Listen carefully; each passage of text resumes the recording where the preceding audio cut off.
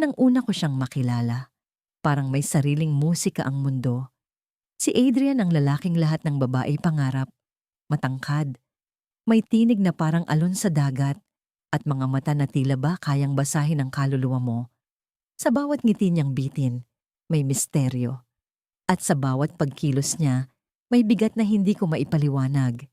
Hindi ko alam kung anong sumapi sa akin, pero sa unang pagkakataon, naramdaman kong handa akong sumugal.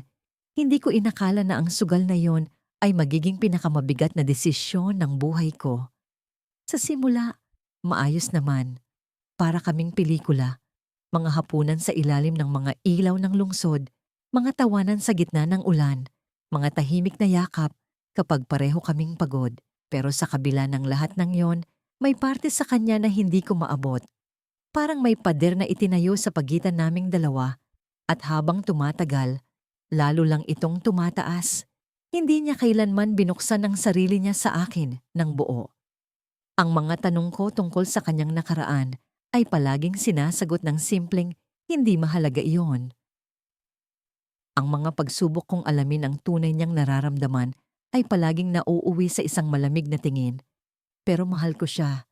Mahal ko siya ng higit pa sa sarili ko. Kaya't pilit kong binuhay ang relasyong patay na kahit ako lang ang gumagawa ng paraan. May mga gabing uuwi siya nang hindi nagpaalam kung saan siya nanggaling. Hihintayin ko siya sa sala. Ang mga matay punong-puno ng pag-aalala.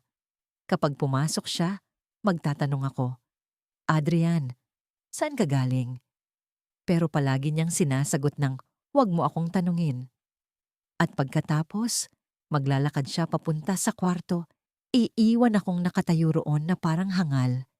May isang insidente na hindi ko malilimutan. Dumating siya ng halos hating gabi, lasing, amoy alak, at may bahid ng lipstick sa kwelyo ng kanyang damit. Hindi ko na napigilan ang galit ko. Adrian, ano ba talaga ang nangyayari? Mahal mo pa ba ako? Sigaw ko, pero hindi niya ako nilingon. Dumiretso siya sa kwarto, hinubad ang kanyang damit, at nahiga sa kama. Parang wala akong sinabi. Parang wala ako roon. Sa puntong yon, dapat kong iniwan siya. Alam kong tama yon. Pero hindi ko magawa. Para akong isang tao na nalulunod. Ngunit patuloy pa ring humahawak sa isang bagay na palubog. Akala ko, kaya kong baguhin siya. Akala ko kaya kong buuin ang puso niyang basag. Hanggang sa dumating ang araw na yon. Isang linggo ng umaga, habang nagliligpit ako ng mga gamit sa kwarto namin, may natagpuan akong kahon sa ilalim ng kanyang kama. Hindi ko alam kung bakit ko binuksan yon, pero parang may puwersang nagtulak sa akin. Dahan-dahan kong kinuha ang kahon, binuksan, at nakita ang mga papel na nakatupi. Mga sulat. Ang unang sulat ay mula sa isang babae. Adrian, mahal na mahal kita. Kailan mo ako babalikan? Isang kilabot ang dumaloy sa katawan ko. Ang pangalawang sulat ay mula sa isang lalaki. Adrian, bakit mo kami iniwan? Hindi mo ba kami kayang harapin? Habang binabasa ko ang mga sulat, parang biglang bumagsak ang langit. Sino sila? Bakit hindi niya sinabi sa akin? Hawak ang kahon. Pumunta ako sa sala kung saan nakaupo si Adrian. Titig sa telebisyon ngunit halatang wala sa isip. Ano ito, Adrian? Tanong ko, ang boses ko'y nanginginig. Lumabas ang isang malalim na buntong hininga mula sa kanya, ngunit hindi siya tumingin sa akin. Hindi mo dapat binuksan yan. Adrian, sino sila? Sino ang mga taong ito? At ano ang ibig sabihin ng mga sulat nila? Sa wakas, tumingin siya sa akin. Pero ang mga mata niya, malamig, walang bakas ng pagsisisi. Hindi mo kailangang malaman. Ang sagot niya ay parang kutsilyong tumarak sa puso ko. Hindi ko kailangang malaman. Adrian, ako ang kasama mo. Ako ang nagmamahal sa'yo. Pero bakit parang hindi mo ako nakikita? Hindi mo ba ako mahal? Tumayo siya. Ang kanyang presensya'y biglang naging mabigat. Ginawa ko ang lahat para sa'yo, pero hindi mo naiintindihan. Hindi ako ang lalaking kaya mong baguhin. Hindi ako ang lalaking kaya mong mahalin ng buo. Anong ibig mong sabihin? Adrian, hindi mo ba ako mahal? Halos sumabog na ang boses ko. Ang mga mata ko'y umaapaw sa luha. Hindi siya sumagot. Sa halip, lumapit siya sa akin. Kinuha ang kahon mula sa mga kamay ko at nagsalita ng malamig. Walang emosyon. Hindi ikaw ang dapat kong mahalin. Napatigil ang mundo sa mga salitang yon. Parang isang bomba ang sumabog sa loob ko. Ang mga piraso ng puso ko'y nagkalat sa sahig. Pero bago pa man ako makapagsalita, may isang bagay akong napansin. Sa likod ng kanyang leeg, may peklat na hindi ko pa nakikita noon. Isang mahabang linya na parang bakas ng operasyon. Napansin ko rin na ang kanyang mga daliri nanginginig ng kunin ng kahon. Tila ba may itinatago siya, hindi lang mula sa akin, kundi mula sa sarili niya. Adrian, bulong ko. Ang boses ko'y halos hindi lumalabas. Ano ang nangyari sa'yo? Ano ang ibig sabihin ng lahat ng ito? Ngumiti siya, ngunit ang ngiti niya'y malamig, walang buhay. Baka hindi mo kayang tanggapin. At sa sandaling iyon, naramdaman ko ang isang katotohanan na hindi ko pa kayang harapin. Ang lalaking mahal ko, ang lalaking pinilit kong buuin, ay may lihim na mas malalim kaysa sa kaya kong maabot. Sa mga sumunod na linggo, naramdaman kong unti-unti akong nagiging kalaban sa sarili kong relasyon. Ang mga ngiti niya na dati ay tila araw sa umaga, ngayon ay malamlam na tila sinag ng buwan sa gabi. Hindi ko alam kung paano siya maaabot muli. Parang may dingding sa pagitan namin, malamig, makapal, at tila ba ako lang ang pilit bumabasag nito. Kamusta ka?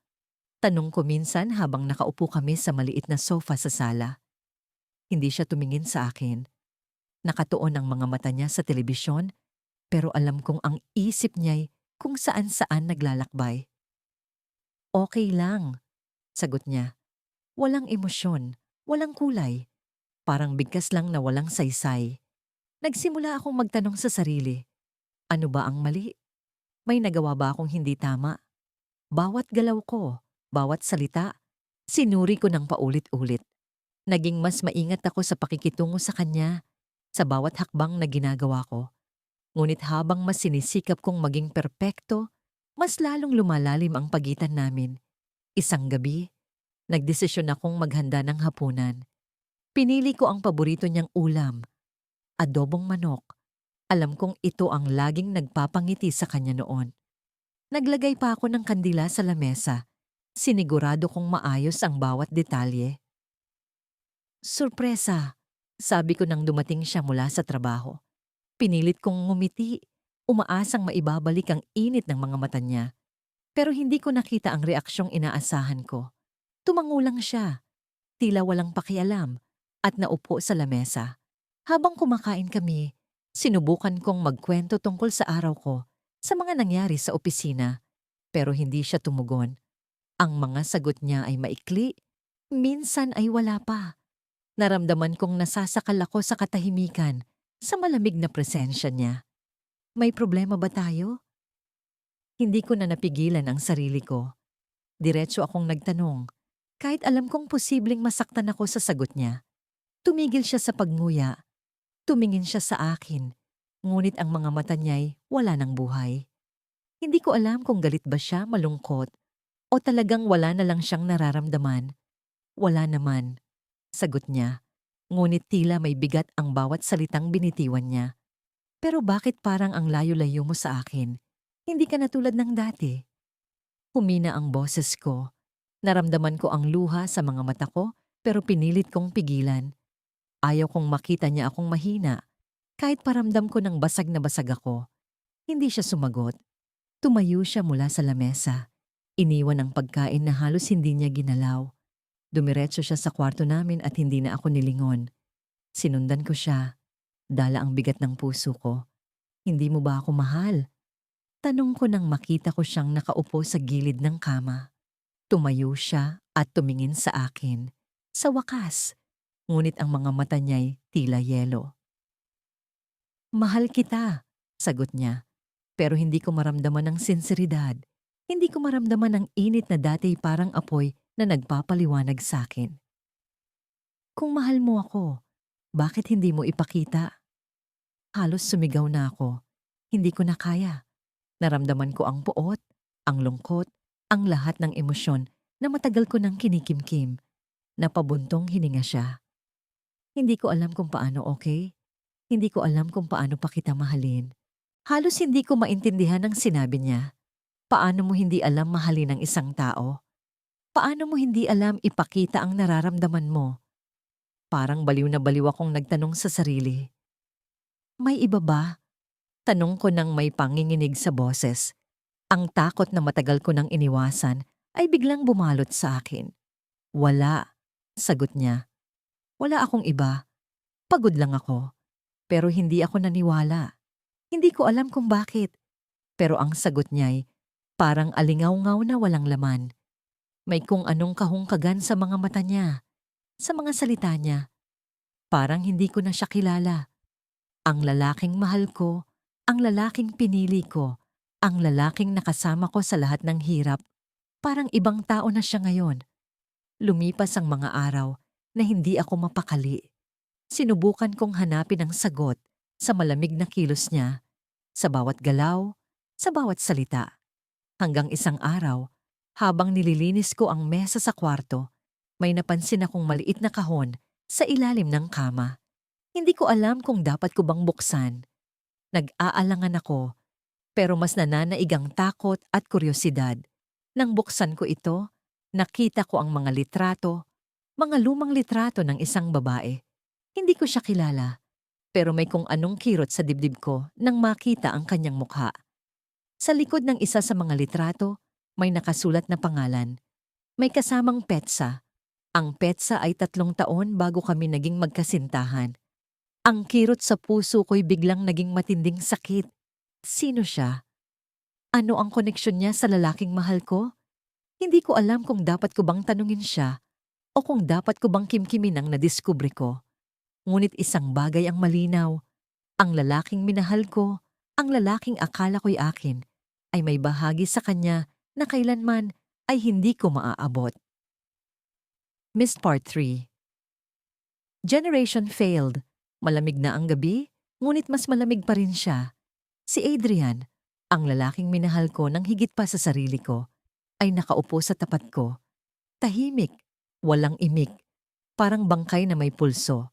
Binabalot ng katahimikan ang sala, ang dating masayang espasyo na puno ng halakhak at mga pangarap. Ngayon, ang dating init ng aming pagmamahalan ay tila isang alab na naupos ng ulan. Adrian, okay ka lang ba? Tanong ko. Pilit hinihintay ang tingin niyang palaging nagbigay ng pag-asa sa akin noon. Ang sagot niya ay isang maigsing tango, walang emosyon, parang robot. Naramdaman ko ang panlalamig sa pagitan naming dalawa, isang distansyang hindi ko kailanman inakalang mararamdaman ko mula sa taong sinumpaan kong mamahalin habang buhay. Pinilit kong ngumiti, bagamat ramdam kong basag na ang puso ko. Tumayo ako, kumuha ng kape sa kusina at bumalik sa sofa. Naalala mo ba yung kwarto natin sa Baguio? Lagi kang nangungulit sa akin na magising ng maaga para makita ang fog. Nagbakasakali akong buhayin ng usapan, ang mga alaala naming masaya. Ngunit walang sagot, tila wala siyang narinig. Ang bawat salita ko'y parang tumatama sa isang makapal na pader na hindi ko mabasag. Napatingin ako sa tasa ng kape sa aking mga kamay, para itong salamin ng relasyon namin, mainit sa simula, pero unti-unting lumalamig. Hindi ko na alam kung paano ko siya muling maaabot, kung paano ko siya muling mapaparamdam na buhay pa ang pagmamahal namin. Adrian, mahal mo pa ba ako? Hindi ko na napigilan. Tumigil siya sa pag-scroll sa cellphone niya at tumingin sa akin, ngunit kahit ang mga mata niya ay walang ningning. Bakit mo itatanong yan? Ang tanong niyang tila walang pakialam ay mas masakit pa kaysa sa sagot na hindi ko natanggap. Lumapit ako sa kanya, hinawakan ang kamay niya, pero hindi siya gumalaw. Kasi hindi ko na nararamdaman na mahal mo pa ako. Boses ko'y pumutok, puno ng desperasyon, puno ng takot. puno ng pangungulila. Ikaw ang nagbago, hindi ako. Malamig niyang sagot. Ang mga salita niya ay parang maliliit na patalim na sumasaksak sa puso ko. Ako? Ako ang nagbago? Paano? Araw-araw, pilit kong sinasabi sa sarili ko na mahal pa rin niya ako. Kahit na unti-unting nawawala ang init ng mga yakap niya. Kahit na ang mga halik niya ay parang obligasyon na lamang. Araw-araw, sinusubukan ko siyang alagaan, kausapin, intindihin. Pero ako ang nagbago. Tumayo siya bigla. Iniwan ako sa sofa at pumasok sa kwarto. Naiwan akong nakatulala. Ang tasa ng kape sa aking kamay ay nanginginig. Ang mga luha ko'y bumagsak nang hindi ko namamalayan. Ako ang nagbago? O siya ang tuluyang nawala? Napatingin ako sa litrato namin na nakasabit sa dingding. Larawan ng masaya naming mga ngiti ng mga panahong hindi ko pa nararamdaman ang bigat ng pagkawala. Ano bang nangyari? Sino ba ang mali? Ako ba, na pilit bumubuhay sa relasyong patay na? O siya, na tila tumigil ng magmahal? Muli akong tumayo, naglakad papunta sa kwarto. Kailangan kong malaman, kailangan kong marinig mula sa kanya kung may pag-asa pa kami. Kung may natitira pang pagmamahal sa puso niyang tila wala ng buhay. Binuksan ko ang pinto, dahan-dahan, at nakita ko siya na nakaupo sa gilid ng kama. Ang mga mata niya ay nakatuon sa isang kahon, isang maliit na kahon na matagal ko nang hindi nakikita. Lumapit ako, tahimik, at nakita ko kung ano ang laman ng kahon, mga sulat, mga lumang litrato, at isang singsing. Adrian, bulong ko na ngunit hindi niya ako nilingon. Hinawakan niya ang singsing, at sa unang pagkakataon sa mahabang panahon, nakita kong may luha siyang tumulo. Nagulat ako, hindi ko alam kung ano ang sasabihin o gagawin. Ito ang singsing na dapat kong ibigay sa kanya. Bulong niya, halos hindi ko marinig. Sa babaeng minahal ko bago ka. Parang tumigil ang mundo ko. Ang dibdib ko'y sumikip, ang hininga ko'y parang naglaho. Ano? Ano ang ibig mong sabihin? Tanong ko. Puno ng tensyon, ng takot, ng galit, na pilit kong tinatago. Tumingin siya sa akin, at sa wakas, nakita ko ang tunay na emosyon sa mga mata niya. Isang uri ng lungkot na mas malalim pa kaysa sa sakit na nararamdaman ko. Hindi ko alam kung paano kita mamahalin dahil ang puso ko, iniwan ko na sa kanya. Matagal nang wala. At ikaw ang pumilit sa akin na subukang buhayin muli ang puso ko. Ang mga salita niya ay parang malalaking bato na bumagsak sa akin. Ang relasyon naming akala ko'y totoo, akala ko'y matatag, ay isang ilusyon lamang. Ako ang pumilit. Ako ang nagpilit na mahalin niya ako. Ako ang nagpilit na buhayin muli ang puso niyang patay na. Adrian, bakit mo pinili na maging kami kung hindi mo naman kaya? Hindi ko napigilan ang pagtaas ng boses ko, ang panginginig ng mga kamay ko. Ramdam ko ang init ng galit, ang bigat ng sakit. Hindi siya sumagot.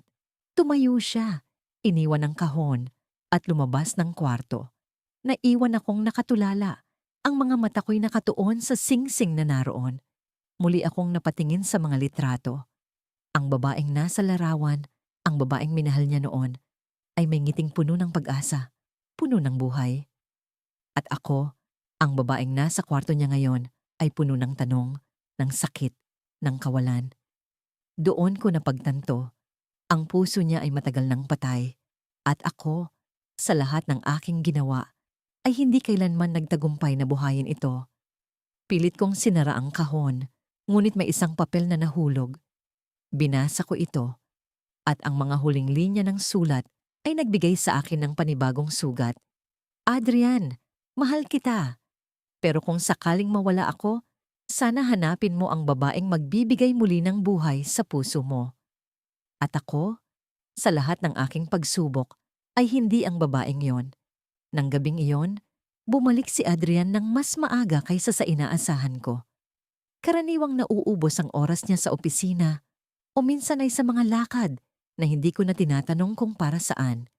Pero ngayon, habang nakaupo ako sa kusina, Narinig ko ang pagbukas ng pinto. Nagulat ako, hindi dahil umuwi siya, kundi dahil naramdaman ko ang bigat ng kanyang presensya kahit hindi ko siya nakikita. Pumasok siya sa sala at sa unang pagkakataon, sa matagal na panahon, tumingin siya sa akin. Hindi iyon ang tingin na hinahanap ko. Hindi malambing, hindi masaya, at hindi puno ng pagmamahal. Ang tingin niya ay malamig, pinong-pino pero parang kutsilyong tumatama sa bawat hibla ng damdamin ko. Hindi ko alam kung magtatanong ba ako o mananahimik na lang. May kailangan ka ba? Tanong niya, na para bang hindi ako ang dahilan kung bakit narito siya. Ang boses niya ay walang emosyon, parang sinusukat lamang kung gaano ako kahanda na sumagot. Wala naman, sagot ko, pilit nang umingiti. Pero ang ngiting iyon ay tila pader na sumasara sa pagitan naming dalawa. Pumunta siya sa kusina, tumingin sa mesa, at kinuha ang baso ng tubig. Hindi niya ako pinansin, hindi niya man lang tinanong kung kumain na ako. Naramdaman ko ang kilabot sa likod ng leeg ko habang nakatingin sa kanya. Ang lalaking ito ang pinili kong mahalin. Ang lalaking minsang nangako na gagawin akong masaya. Pero ano ang meron kami ngayon? Ang kwento namin ay parang isang aklat na naiwan sa ulan, binasa, binaliwala, at ngayon nalalanta sa paglipas ng panahon. Adrian, tawag ko sa kanya, pilit na binabasag ang katahimikan. Tanong niya, hindi man lang tumingin sa akin. May problema ba tayo? Hindi ko alam kung paano ko nasabi yon. Ang lakas ng tibok ng puso ko, parang bomba na malapit ng sumabog. Naramdaman ko ang panginginig ng kamay ko, pero pinilit kong huwag magpakita ng kahinaan. Napatingin siya sa akin, sa wakas. Pero ang tingin niya ay hindi sagot. Tanong, para bang ako ang gumagawa ng problema? Para bang ako ang may mali? Wala. Maikli niyang sagot. Pagkatapos ay bumalik sa pag-inom ng tubig. Napalunok ako. Sa loob-loob ko, gusto ko siyang sigawan. Gusto kong itanong kung bakit ganyan siya sa akin. Pero anong makukuha ko?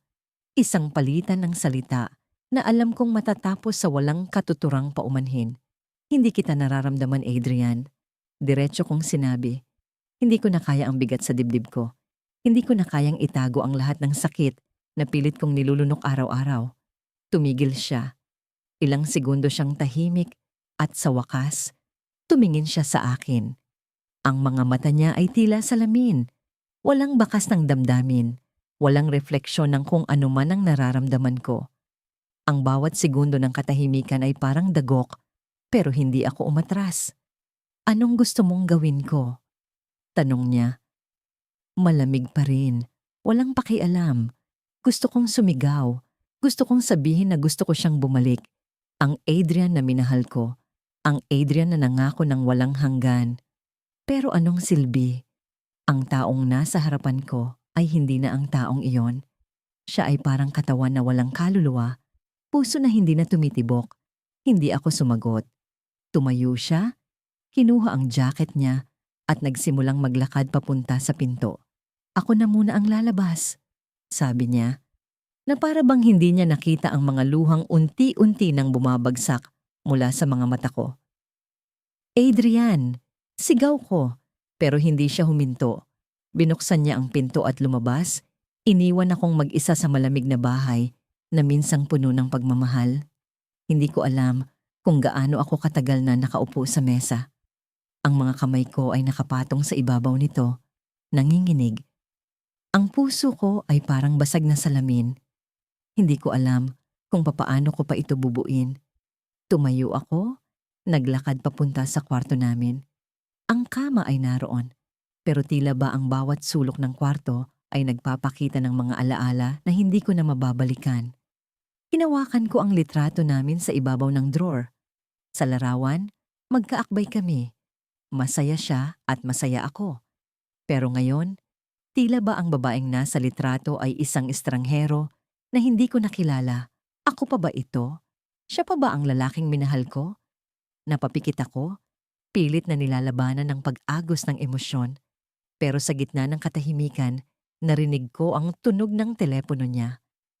Nakita ko ang cellphone niyang naiwan sa kama. Walang lock screen, walang password na kailangang ipasok. Sinilip ko ang mensahe. Isang pangalan na hindi ko kilala. Miss Kita, kailan ka babalik? Parang tumigil ang mundo ko. Ang mga mata ko ay nagbabasa, pero ang utak ko ay pilit na tumatanggi sa kung anong ibig sabihin ng mga salitang yon. Pinindot ko ang thread ng usapan. May mga larawan. Ang mga larawan nila, magkasama, masaya, sa lugar na hindi ko alam. Hindi ko alam kung paano ko pa napigilan ang sarili kong sumigaw. Napaupo ako sa kama, hawak ang cellphone niya. Ang dami kong gustong sabihin, ang dami kong gustong itanong, pero ang sagot ay narito na sa harapan ko. Ang lalaking minahal ko, ang lalaking pilit kong binubuhay, ay matagal nang patay. Hindi lang sa puso niya, kundi sa relasyon naming dalawa. At sa huling segundo ng pag-iisip, narinig ko ang tunog ng pinto. Bumalik siya. Tumayo ako, hawak ang cellphone niya at tumingin sa kanya. Hindi ako nagsalita. Hindi ko alam kung paano magsisimula. Pero sa unang pagkakataon, nakita ko ang pagbabago sa mukha niya. Hindi galit, hindi lungkot, kundi takot. Ang mundo ko'y umiikot pa rin sa kanya. Kahit pa alam kong unti-unti na akong nilalamon ng kawalang pag-asa. Sa bawat araw na lumilipas, ramdam ko ang lamig sa pagitan namin. Parang nagyayalong hangin na pumupuno sa silid tuwing magkasama kami. Hindi ko alam kung kailan nagsimulang magbago ang lahat. Minsan, iniisip ko kung ako ba ang nagkulang o talagang wala na siyang puso para magmahal. Kanina, nagluto ako ng paborito niyang adobo. Alam kong hindi na siya natutuwa sa mga maliliit na bagay na ginagawa ko, pero pilit kong ginagampanan ang papel ng isang asawa na handang gawin ang lahat para bumalik ang tamis ng pagmamahalan namin. Nang umuwi siya, hindi man lang siya tumingin sa pagkain. Dumiretso siya sa sofa, binuksan ang telebisyon, at parang wala akong halaga. Pinilit kong ngumiti, hinila ang sarili kong magtanong, "Pagod ka ba? Kumain ka na?" Hindi siya sumagot. Ang sagot niya, isang mabigat na buntong hininga na parang ang presensya ko ay isang pabigat sa buhay niya. Nakakapaso ang pakiramdam. Ang bawat kilos niya ay parang dagok sa puso ko. Isang pusong pilit ko pang pinaparamdam sa kanya kahit alam kong matagal na niyang sinara ang pintuan nito. Gabi na nang nag-usap kami. Kung matatawag na ngang usap ang nangyari. Nasa kwarto kami, tahimik. Pinilit kong magsimula ng kwento tungkol sa trabaho, tungkol sa kakilala naming parehas. Wala. Ni hindi siya tumingin. Nakahiga lang siya, nakatingin sa kisame. Puno ng tanong ang utak ko. Ano ba talaga ang nangyayari? Mahal niya pa ba ako? O ako na lang ang kumakapit sa isang bagay na matagal nang nawala? May problema ba tayo? Tanong ko. Pilit pinapakalma ang boses ko kahit bumabaha na ang kaba sa kalooban ko. Tumayo siya mula sa kama. Tinignan ako ng malamlam pero hindi malalim. Parang wala na akong halaga. "Magpahinga ka na," sabi niya. Malamig na malamig. Bawat salita ay parang yelo na tumatama sa balat. Lumabas siya ng kwarto, iniwan akong mag-isa. Hindi ko alam kung paano ko papapasanin ang bigat ng ganitong sitwasyon. Parang unti-unti akong nilulunod sa kawalan, sa sakit na hindi ko maintindihan. Sa sumunod na araw, napansin kong may kakaiba. Hindi siya umuwi sa tamang oras. 10:00 na, wala pa rin siya. Tumawag ako, pero hindi siya sumasagot. Bumagsak ang telepono sa kamay ko. Tumulo ang luha ko nang hindi ko namamalayan. Iniisip ko kung nasaan siya, kung sino ang kasama niya, kung ano ang ginagawa niya, kung sino ang mahal niya. Pilit kong tinanggal ang mga negatibong iniisip, pero paano mo pipigilan ang sarili mo kung ang puso mo'y punong-puno ng hinala? Hindi ko alam kung tama ba na magtiwala pa ako, pero wala akong magawa kundi umasa. Halos 1:00 na ng madaling araw nang marinig ko ang tunog ng pintuan. Dumating na siya. Agad akong lumapit, pero bago ko pa siya makausap, naamoy ko ang halimuyak ng pabango. Hindi akin. Hindi ko yun pabango. Hindi ko alam kung kanino. Pero alam kong hindi sa akin. Tumigil ang mundo ko. Tumigil ang paghinga ko. Nasaan ka nang maghapon? Tanong ko. Pilit pinapatatag ang boses ko kahit alam kong basag na ako sa loob. Hindi siya sumagot. Dumiretso siya sa kwarto, parang walang nangyari. Sinundan ko siya. Pinigilan ko ang pintuan bago niya maisara. Sino? Tanong ko. Mas malakas na ngayon. Hindi ko na kayang magpigil. Hindi ko na kayang kimkimin ang lahat ng sakit at tanong. Tumigil siya. Tumingin sa akin. At sa unang pagkakataon, naramdaman ko ang bigat ng mga mata niya. Pero hindi ito pagmamahal. Hindi ito awa. Galit. Galit ang nakita ko. Bakit kailangan mo pang tanungin? Mahinahon pero malamig niyang sabi na parang sinaksak niya ako gamit ang bawat salita. Parang biglang bumagsak ang langit sa akin. Hindi ko alam kung anong ibig niyang sabihin. Pero bago ko pa maiproseso ang lahat, iniabot niya ang isang envelope. Puting envelope. Walang sulat sa labas. Inilapag niya yon sa mesa. Tumalikod at pumasok sa banyo. Basa na ang pisngi ko. Hindi ko na malayang umiiyak na pala ako habang hawak ang envelope.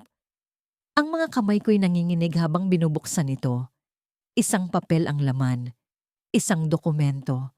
Hindi ko maintindihan noong una, pero nang mabasa ko ang pamagat, parang bumaliktad ang mundo ko. Kasunduan sa annulment. Sa huling sandali, tumigas ang katawan ko.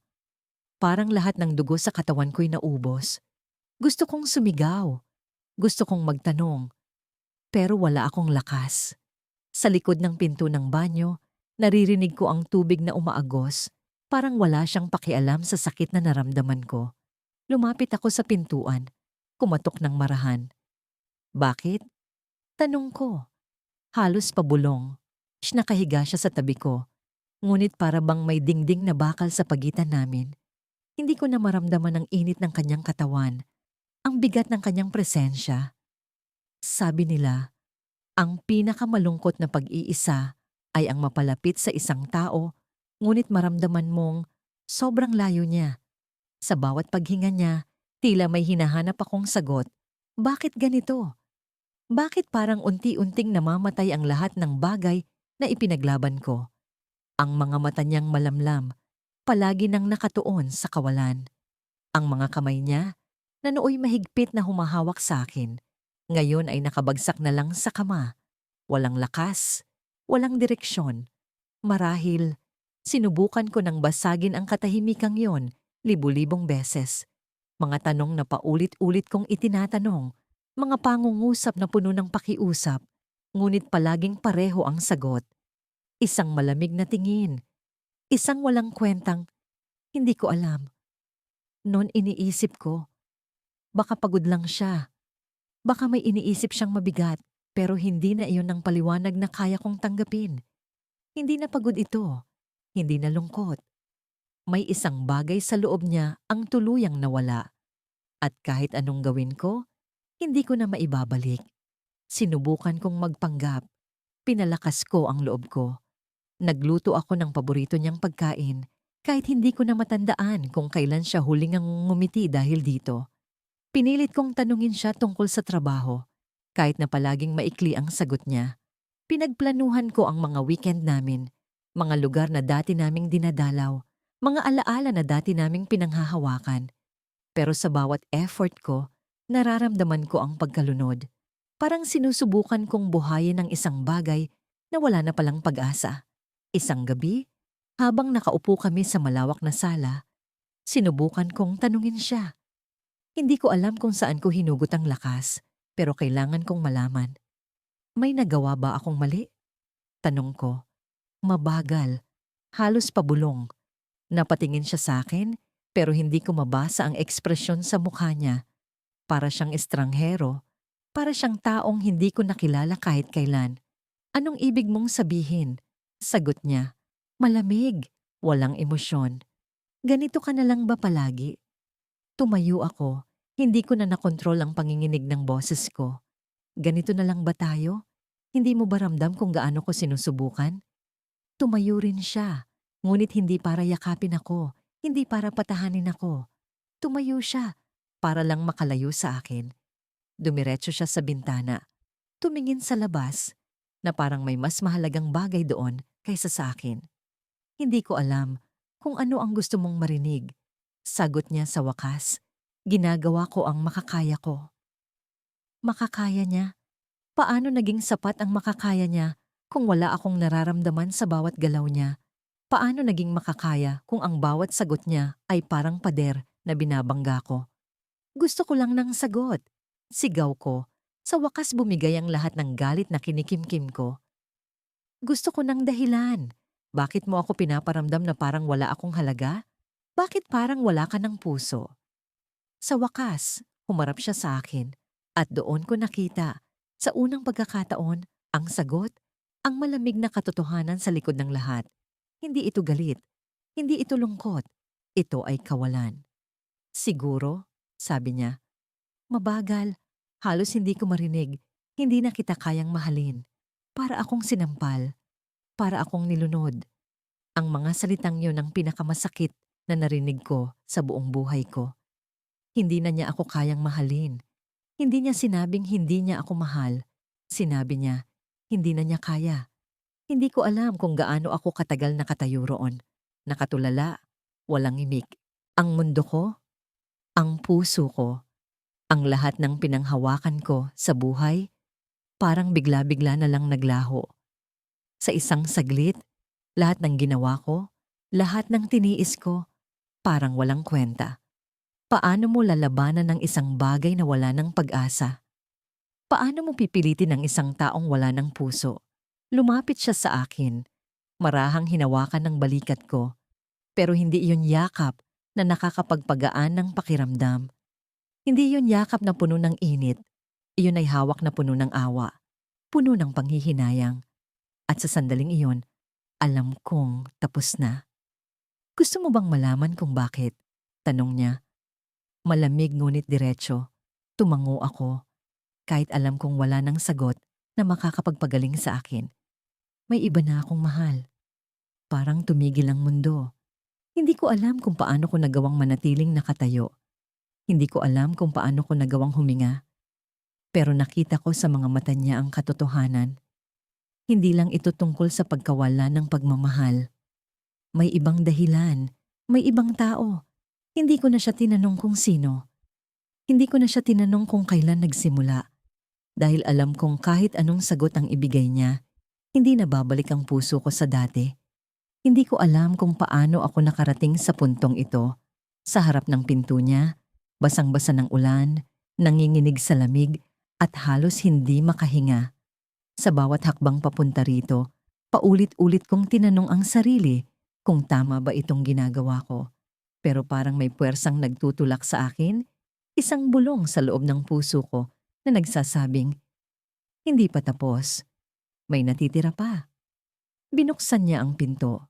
Walang emosyon ang mukha niya, parang isa lang akong estranghera na nanggulo sa tahimik niyang gabi. Muli, naramdaman ko ang bigat ng mga mata niyang tila hindi na marunong tumingin ng may pagmamahal. Anong ginagawa mo rito? Malamig ang boses niya, hindi niyong kinailangan ng sigaw para maramdaman kong hindi niya ako gusto doon. Gusto kong mag-usap. Sagot ko. Pilit pinatatag ang boses ko kahit parang natutunaw na ako sa harap niya. Hindi siya gumalaw. Ang katahimikan ay tila isang matalim na kutsilyo na humihiwa sa pagitan naming dalawa. Hanggang sa umiling siya at sinabing, wala na tayong kailangang pag-usapan, pero hindi ako sumuko. Pumasok ako sa loob ng bahay niya. Kahit alam kong iniwan ko na ang dignidad ko sa labas. Hindi ko na iniintindi kung gaano ako kaawa-awa sa mga mata niya. Ang mahalaga, narito ako at kailangan niyang marinig ang mga salitang matagal nang bumibigat sa dibdib ko. Hindi mo ba ako kayang pakinggan kahit isang beses lang? Tanong ko, halos pabulong. Ang tinig ko ay basag na, parang salamin na tinamaan ng mabigat na bato. Tumalikod siya at umupo sa pagpasok ko ng bahay. Malamig ang hangin. Hindi lang dahil sa bukas ang mga bintana, kundi dahil sa presensya niya. Siya na parang estatwa, nakaupo sa sofa, ang mga matay nakatuon sa telebisyon pero halatang wala namang iniintindi. Ang lalaking pinili kong mahalin, kahit alam kong ang puso niya'y matagal nang nanigas at nawala. Dumating na ako. Sabi ko, pilit ang ngiti. Kahit ang bibig ko'y tila mabigat na mabigat, hindi siya sumagot. Hindi man lang lumingon. Ang tunog ng telebisyon ang tanging narinig ko sa pagitan naming dalawa. Lumapit ako. Inabot ko ang kamay niya. Malamig. Tulad ng laging nararamdaman ko. Akala ko, noong una, ang lamig na yon ay panandalian lang, na ako ang magdadala ng init sa kanya. Pero habang tumatagal, nararamdaman kong ang lamig niya'y sumisiksik na rin sa akin. Unti-unti akong nilalamon. Kamusta ang araw mo? Tanong ko, kahit alam kong mahirap makakuha ng sagot mula sa kanya. Napansin kong may bahagyang pagkurap ang kanyang mata, pero hindi niya ako tinapunan ng tingin.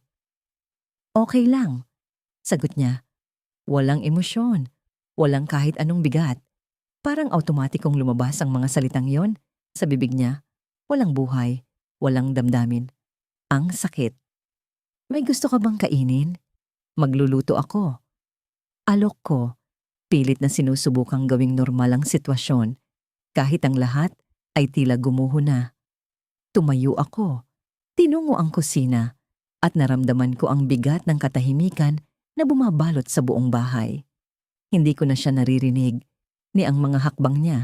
Parang nawala siya sa mundo, kahit nandito siya mismo sa harapan ko. Habang hinihiwa ko ang mga gulay, napansin kong nanginginig ang mga kamay ko. Hindi ko alam kung dahil ba sa lamig o dahil sa bigat ng nararamdaman ko. Ano ba ang ginagawa ko? Para saan ba ang lahat ng ito? Para sa lalaking hindi na ako kayang mahalin. Para sa lalaking kayang magbigay ng sagot pero walang pakiramdam. Para sa relasyon naming matagal nang patay pero pilit kong binubuhay. Naisip ko ang mga araw kung kailan masaya pa kami. Ang mga umagang sabay kaming nagkakape. Ang mga gabing magkahawak ang kamay habang nagkukuwento ng mga pangarap. Pero lahat ng yon ay naglaho ng biglaan. Parang apoy na naubusan ng hangin. Hindi ko alam kung saan nagsimula ang pagbabago. Hindi ko alam kung kailan siya naging malamig. Kung kailan nawala ang ngiti niya. Kung kailan unti-unti akong naging isang estranghero sa buhay niya. Pagbalik ko sa sala, dala ang pagkain, nakita ko siyang nakatulala sa dingding. Ang telebisyon ay naka-off na. Hindi ko napansin kung kailan niya pinatay. Nilapag ko ang plato sa harapan niya. Kain na tayo, sabi ko. Pilit ang tono, pilit ang ngiti. Hindi siya kumilos, hindi siya gumalaw. Hindi ka ba gutom? Tanong ko ulit, mas malambing na ngayon, pero may kirot na sa loob ko. Tumayo siya bigla, at sa unang pagkakataon ay tumingin siya sa akin. Pero hindi ang tingin na gusto ko. Hindi ang tingin na puno ng pagmamahal. Ang tingin niya ay malamig. Walang emosyon. Parang pinipilit lang niyang magpakatao. Hindi ako gutom, sabi niya. At ang tono ng boses niya ay parang yelo. Matigas, malamig, walang pakiramdam. Gusto kong sumigaw. Gusto kong magtanong. Bakit? Bakit ganito? Bakit biglang nawala ang lahat ng dati naming pinanghawakan? Pero pinili kong manahimik. Ayokong masaktan pa. Ayokong marinig ang sagot na alam ko nang hindi ko kayang tanggapin. Ngunit hindi ko napigilan ang sarili ko. Nagsimula akong magsalita kahit pa ang boses ko'y nanginginig. Ano ba talaga ang nangyayari sa atin? Hindi mo na ako kinakausap. Hindi mo na ako tinitingnan. Para kang wala na dito. Para kang patay na. Pero nandito pa rin ang katawan mo. Hindi siya sumagot agad. Tumayo siya. Humakbang papunta sa bintana. At doon tumingin. Parang may hinahanap sa labas na hindi ko maintindihan. Sinabi ko na sa'yo dati, hindi ko alam kung kaya ko pa. Hindi ko alam kung may natitira pa sa akin para ibigay sa'yo. Pero nandito ka pa rin. Bakit? Ang mga salita niya ay parang kutsilyong tumama sa puso ko. Bakit nga ba? Bakit nga ba ako nandito pa rin? Bakit ko pa rin siya sinusubukang mahalin? Kahit ang lahat ay wala na? Lumapit ako sa kanya, pilit hinawakan ng braso niya, pero umiwas siya. Ang sakit na naramdaman ko ay parang apoy na kumalat sa buong sistema ko. Hindi ka ba masaya sa akin? Ano ba ang kulang? Tanong ko. Ang boses ko'y mas malakas na, mas desperado na. Tumalikod siya at tumingin sa akin. Sa wakas. Pero ang tingin niya'y puno ng lungkot. Hindi galit. Hindi awa. Lungkot na parang may tinatago siya na hindi niya kayang sabihin. Hindi ikaw ang problema. Ako. Ako ang problema, sabi niya. At sa unang pagkakataon ay nakita ko ang luha sa kanyang mata. Pero ang sakit ay hindi nawala. Hindi sapat ang luha niya para punan ng lahat ng kawalan. Hindi ko alam kung paano ko maibabalik ang dati. Hindi ko alam kung paano ako magiging buo ulit. Pero alam ko na hindi ko na kayang ibigay ang sarili ko sa'yo. Ang mga salitang yon ang nagpatigil sa mundo ko. Hindi ko alam kung anong mas masakit. Ang malamig niyang presensya o ang katotohanang hindi na niya ako kayang mahalin. Bigla, nagring ang telepono sa gilid. Tumalikod siya at sinagot ang tawag habang ako'y nakatayo roon. Tulala, hindi alam kung anong gagawin. Narinig ko ang boses ng tumawag, isang babae. Ang tono niya'y masaya, puno ng sigla, at tinatawag ang pangalan niya. Pauwi na ako, sabi niya sa telepono. At sa unang pagkakataon, nakita ko siyang ngumiti. Isang ngiti na matagal ko nang hindi nakita. Hindi para sa akin. Humigpit ang yakap ko sa sarili kong katawan habang nakaupo sa sulok ng aming kwarto. Ang mga pader nito ay tila gumuguhit ng kwento ng mga naunang araw. Ang mga tawanan, bulungan, at mga pangakong binitiwan naming dalawa. Ngunit ngayon, ang katahimikan ng kwarto ay parang isang malupit na halakhak na paulit-ulit na tumutunog sa aking utak. Si Daniel, ang lalaking minahal ko, ay naroon. Nakaupo siya sa gilid ng kama, nakatungo habang abala sa kanyang cellphone. Hindi niya ako nilingon.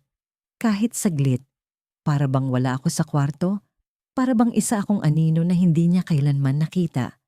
Daniel, tawag ko. Pilit pinipigilan ang panginginig ng aking boses. Pwede ba tayong mag-usap? Hindi siya tumugon. Hindi siya gumalaw. Ang tahimik niyang presensya ay isang matalim na punyal na tumutusok sa aking dibdib. Naramdaman ko ang pagkabasag ng sarili kong lakas ng loob. Ngunit hindi ko hinayaang tuluyang mawala ito. Tumayo ako.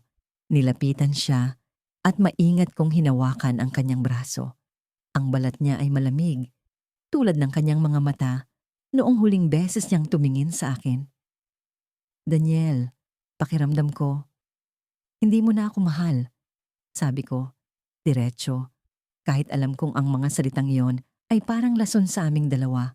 Sa wakas, umangat ang kanyang ulo.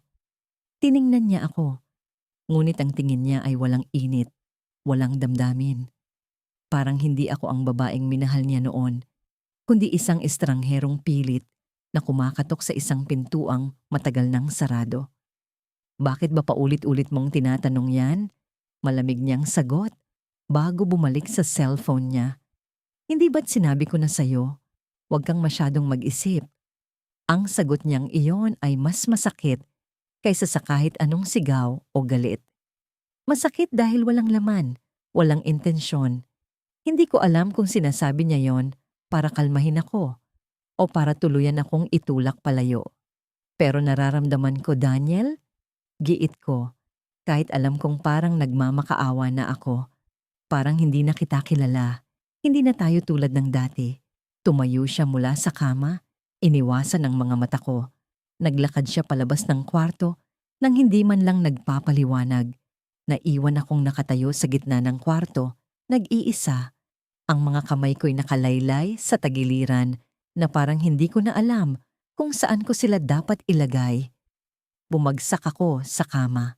Sa mga sandaling iyon, parang nawala ang lahat ng liwanag sa buhay ko. Ang dating sigla ng aming pagmamahalan ay naglaho na parang usok at ang naiwan sa akin ay isang malayelong hangin na pumupuno sa espasyo sa pagitan namin. Sa bawat araw na lumipas, mas lalo kong nararamdaman ang distansya niya. Hindi pisikal, kundi emosyonal, mental. Ang lalaking dating nag-aalay ng lahat sa akin ay parang isang estatwa na lamang, isang malamig, walang buhay na bagay na hindi ko kayang pukawin. Hindi ko alam kung naiisip niya pa ba ako. Hindi ko alam kung mahal niya pa ba ako. At sa totoo lang, natatakot akong malaman ang sagot. Kinagabihan, nagpasya akong harapin siya. Hindi ko na kayang tiisin ang bigat ng hindi namin pagkakaunawaan. Pinilit kong ibalik ang tapang na nawala kanina. Nang bumaba siya sa sala, tahimik akong sumunod at tumayo sa likod niya. Daniel, tawag kong muli. Napalingon siya, ngunit sa pagkakataong ito, may kakaibang ekspresyon sa mukha niya. Hindi galit, hindi malamig, kundi parang may kung anong pighati na pilit niyang itinatago. Ano pa ba ang gusto mong malaman? Tanong niya, ngunit sa tono ng kanyang boses, parang siya ang nadurog, hindi ako. Gusto kong malaman kung mahal mo pa ba ako. Sagot ko, diretso, walang paligoy-ligoy. Hindi ko na kaya ang ganito, Daniel. Masakit. Kung hindi mo na ako mahal, sabihin mo. Hindi siya agad sumagot. Ang katahimikan sa pagitan namin ay parang isang higanting bundok na pumipigil sa akin na makahinga. Ang mga mata niya ay nakatingin sa akin, ngunit parang may kung anong bagay na mas malalim ang kanyang iniisip. At sa wakas, nagsalita siya. Hindi ko alam kung paano ko sasabihin sa'yo, pag-amin niya, at sa sandaling iyon, naramdaman ko ang panginginig ng kanyang boses. Pero hindi ito tungkol sa'yo, hindi ikaw ang problema. Kung hindi ako ang problema, ano? Tanong ko, ngunit ang tono ko ay mas malambot na ngayon.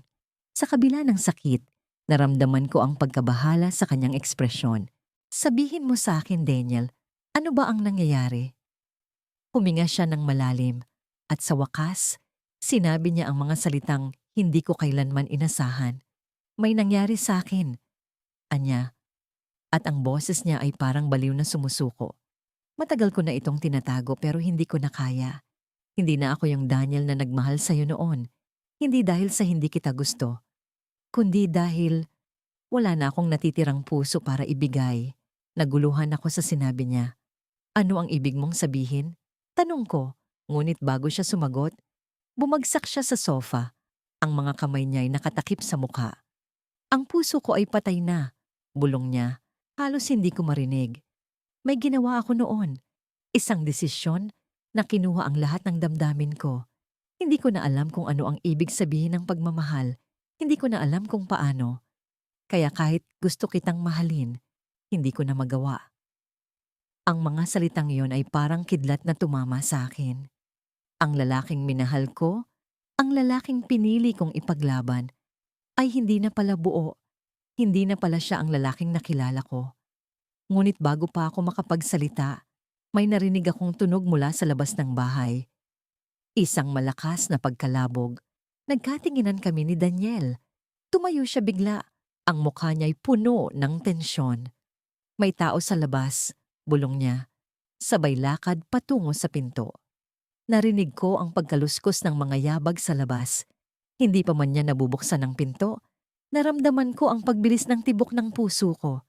Hindi ko alam kung bakit. Pero sa loob-loob ko, alam kong may mas malaking misteryo pa kaysa sa aming dalawa. Nang buksan niya ang pinto, bumungad ang isang lalaking basang-basa sa ulan. Ang mukha'y puno ng dugo. At sa sandaling iyon, ang buong mundo ko ay tila bumaligtad. Daniel, sabi ng lalaki, nanginginig. Alam kong matagal na, pero kailangan mo akong tulungan. Nakahiga ako sa malamig na sahig ng apartment. Ang mga mata ko nakatitig sa kisame na tila wala ng kulay.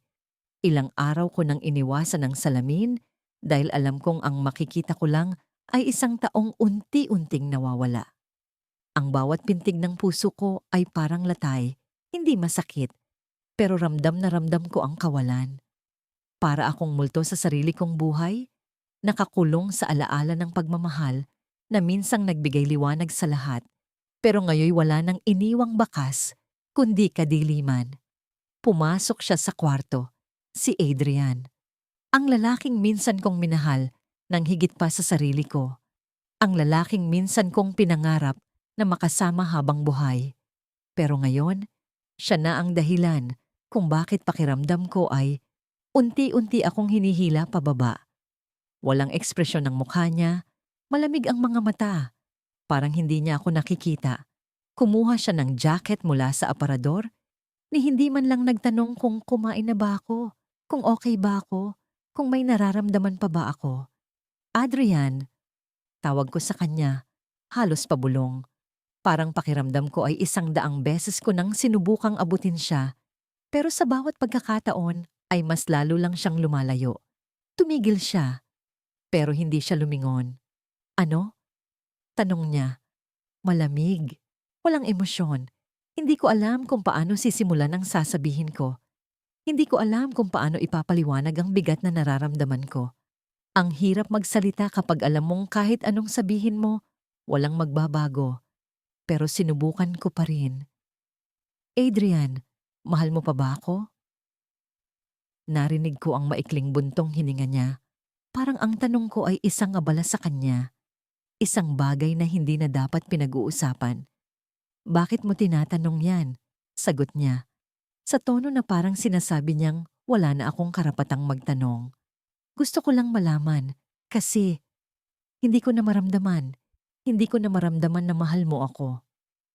Hinigpitan ko ang pagkakahawak sa gilid ng aking damit. Sinubukang kontrolin ang panginginig ng boses ko. Sa wakas, lumingon siya. Pero ang tingin niya sa akin ay hindi pagmamahal. Hindi galit. Hindi awa. Walang laman. Parang ako'y isang bagay na hindi niya alam kung paano itatapon. Kung hindi mo maramdaman, baka dahil wala na talaga. Parang binuhusan ako ng malamig na tubig. Hindi ko alam kung paano tatanggapin ang mga salitang yon. Pero sa halip na sumigaw, sa halip na umiyak, nanatili akong tahimik. Parang ang lahat ng emosyon ko'y natunaw na rin. Wala na? Ulit ko. Kahit alam ko ang sagot. Hindi ko alam kung bakit kailangan ko pa itong marinig mula sa kanya. Siguro gusto kong masaktan ng husto para sa wakas ay magising ako. Tumango siya. Walang pag-aalinlangan. Walang pagsisisi. Wala na. Hindi ko alam kung kailan nawala pero matagal na. Siguro dapat noon pa tayo tumigil. Ang sakit ng mga salitang yon ay parang isang matalim na kutsilyo na paulit-ulit na ibinaon sa puso ko. Pero ang mas masakit ay ang ekspresyon ng mukha niya. Walang bakas ng kahit anong emosyon. Parang ang lahat ng naging pagmamahal namin ay isang pagkakamali lang para sa kanya. Kung ganon, bakit ka pa nandito? Tanong ko. Pilit na nilalabanan ang luha. Ayokong makita niya akong durog kahit alam kong iyon na talaga ang nangyari. Hindi ko alam. Siguro sanay na lang ako. Siguro mas madali ang ganito kaysa simulan ang panibago. Ang bawat salita niya ay parang pagdiin sa kawalan ng halaga ko sa kanya. Hindi na ako ang babaeng minahal niya noon. Hindi na ako ang dahilan ng kanyang nangiti. Ako na lang ang babaeng pinagtiyagaan niyang makasama dahil mas madali kaysa mag-isa. Tumayo ako. Pilit na pinapatibay ang sarili ko. Hindi ko siya kayang tingnan, pero alam kong kailangan kong magsalita. Kung ganon, aalis ka na ba? Hindi siya sumagot. Tumayo lang siya, kinuha ang susi ng kotse, at naglakad palabas ng kwarto. Walang paalam. Walang kahit anong salita. Ang tunog ng pagsara ng pinto ang naging tuldok ng lahat. Nang mag-isa na lang ako, doon ko tuluyang pinakawalan ang lahat ng luha. Hindi lang dahil sa sinabi niya, kundi dahil sa katotohanang matagal ko nang alam, pero pilit kong tinatakpan. Wala na talaga. Wala na siya. Wala na kami. Pero bago ko tuluyang tanggapin ang lahat, naramdaman ko ang isang kakaibang bagay. Sa ilalim ng kama, may isang kahon. Isang lumang kahon na hindi ko pa nakikita noon. Kinuha ko ito, binuksan, at doon ko nakita ang isang bagay na hindi ko inaasahan. Mga sulat, mga larawan, mga alaala namin. At sa ibabaw ng lahat ng yon, may isang papel na may sulat kamay ni Adrian. Ang mga salita ay malinaw, bawat letra ay parang sumisigaw sa akin. Ikaw ang dahilan kung bakit hindi ko na kayang magmahal. Halos hindi ko na maipaliwanag ang nararamdaman ko. Ang galit, ang pagkalito, ang sakit. Paano naging ako ang dahilan ng lahat? Paano naging ako ang dahilan ng kawalan niya ng puso? Hindi ko alam kung ano ang gagawin, pero alam ko na hindi ko na kayang magtanong pa.